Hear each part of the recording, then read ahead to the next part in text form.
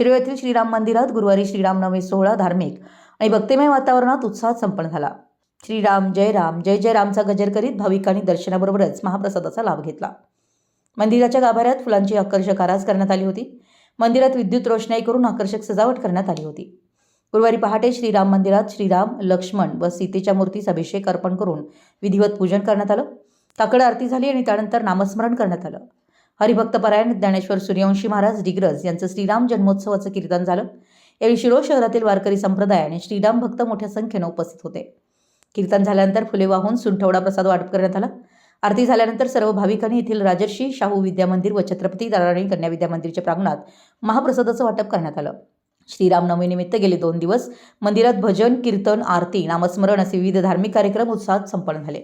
हा धार्मिक सोहळा पार पाडण्यासाठी जयसिंगपूर येथील मानधने परिवार, श्री राजा शिवछत्रपती तरुण मंडळ, जय हिंद तरुण मंडळ, श्रीराम मंदिर वारकरी संप्रदाय यांच्यासह गावातील श्रीराम भक्तांनी विशेष परिश्रम घेतले.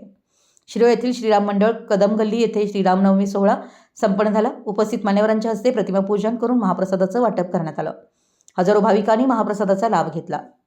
मराठी एस न्यूजसाठी शिरोळहून दिलीप कोळी.